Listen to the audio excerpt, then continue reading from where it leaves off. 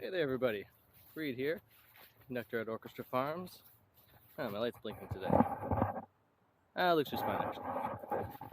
Anyway, feels like it's been a moment. How's your world going today? Happy that you're checking this out today, walking around with me.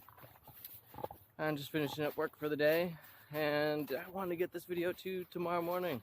Mostly I want to get it out for myself, to be quite honest, because it keeps me in a rhythm. Rhythms are important. Although I could talk about rhythms, what I've really got going on in my brain today is back on this concept of innocence. And although I've already spoken about the notion of awe and how that plays into innocence, I also wanted to chat about the notion that, like, you know, depending on where you live in the world and what's going on, what class of person you're in, depending on classes stuff in life, you get lots of different experiences. And some people want to keep their kids or themselves in a certain container so they don't have to experience lots of the things that are happening in the world. You know, there's a sense of, like, you don't want to grow up too fast, or you don't like seeing certain things. And although I totally hear that and recognize, like, I don't watch horror movies, you know, I don't like putting that stuff in my brain, I also, you know, I know about sex. And a lot of kids don't learn about sex. It certainly doesn't happen in most of the school systems. When I was a teenager, my parents gave me a book about, you know, growing up into adolescence. And, you know, we're having, in my family, a bit more conversation around sexuality. Now, mind you, my daughter's still 10, so we're not getting into total everything with it, but we're getting into more stuff than seemingly a lot of kids are getting into.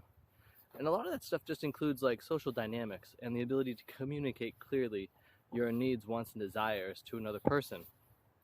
To, you know, if you're feeling agitated by an experience, to not just, forgetting the word, that's really funny, you know, not to just stuff your aggression or anger down and kind of put it out in strange ways, but to be really honest about it and just be like, this is bothering me, rather than making silly noises that annoy the other person. Passive aggressive, that's the word.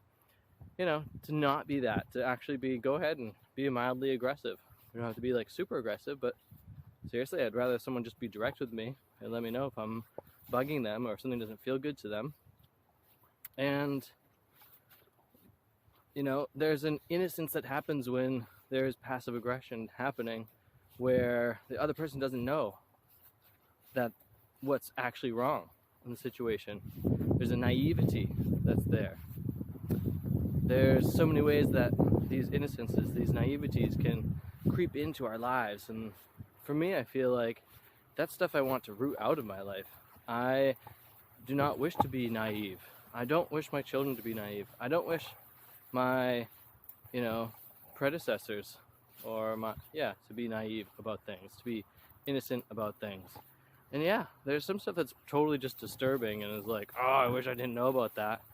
At the same time, I'm also like, you know, I want to know that my phone has precious rare earth elements that are being mined by slaves in other countries, that slavery still exists, that, you know, most of North America was built on slavery, was built on genocide. Like, what do those words mean? The notion that my ancestors over in Europe had lots of different genocides that took place to them before that word was ever in the vocabulary. How does that translate? Because if you are a person who is experiencing any number of horrible things, your innocence is just, you know, being stripped away in those ways. And the context of, like, yeah, you don't have that safe space to be. And the notion of, like, I think safe spaces are kind of ridiculous to a degree, unless you yourself recognize that you've made it safe based on your own ability to, like, keep your house secure, kind of a thing, to keep your person secure.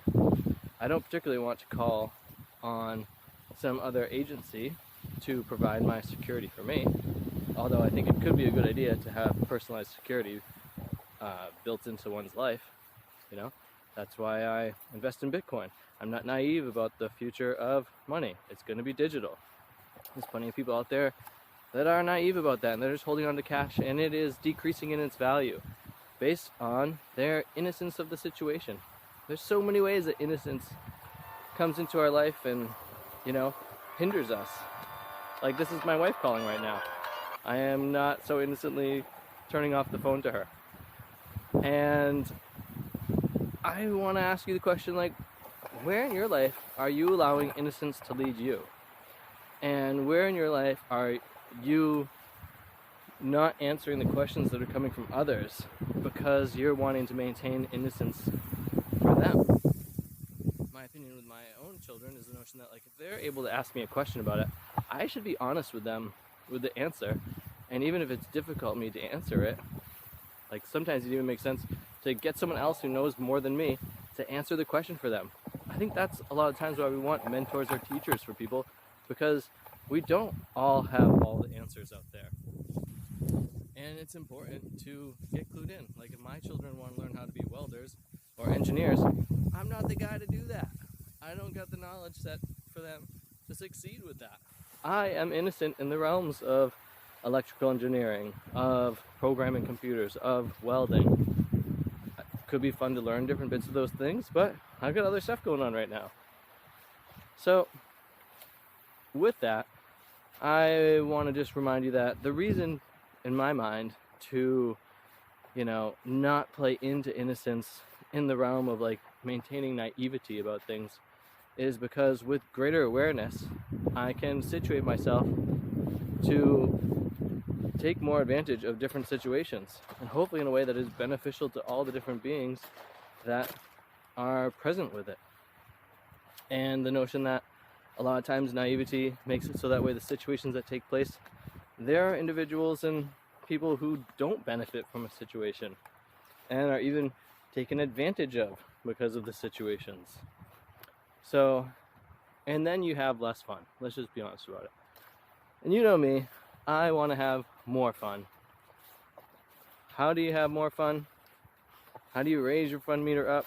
Well, part of it is by embracing the novelty of things, which is about embracing your innocence because you haven't done the thing before. And in doing that, you also move beyond your naivety of a situation. You move past your innocence. And so it becomes this fun game of, like, how many different ways can I locate naivety, innocence in my life, and move beyond it, become someone who is then informed, who is knowledgeable of a thing. Someone, what's the opposite of innocence? I should have looked that up before I got here. Maturity maybe? It's hard to say, at least for me in this moment. Maybe you can tell me, what's the opposite of innocence? How do you see that in your life? So, I super appreciate you checking this little video out. Really appreciate all the likes and subscribes, checking out my podcast, my website, bendingreads.com. I'll see you next time. Have too much fun.